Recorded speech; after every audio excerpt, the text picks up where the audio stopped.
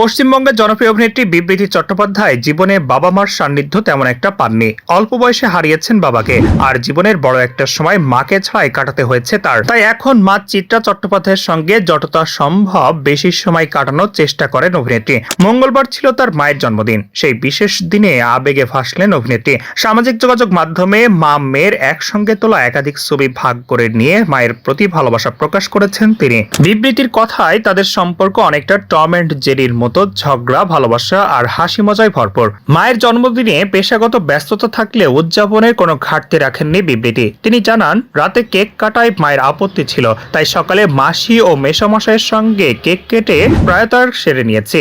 শৈশবে মায়ের সান্নিধ্য তেমন পাননি অভিনেত্রী, তবে রাজস্থানের একটি স্কুলে পড়াকালীন 5 বছর মায়ের সঙ্গে থাকা সম্ভব হয়েছিল, কারণ তখন সেই স্কুলে শিক্ষকতা করতেন চিত্রা চট্টোপাধ্যায়। অল্প বয়সে মাকে কম পেয়েও কোনো অভিযোগ নেই বিবৃতির, বরং এখন মায়ের সঙ্গে সময় কাটানোর প্রতিটি মুহূর্তকে মূল্য দেন তিনি।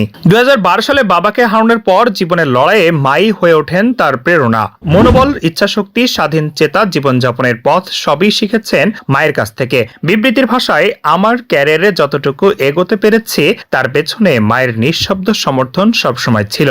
মা ও পরিবার সবসময় আমার পাশে থেকেছে।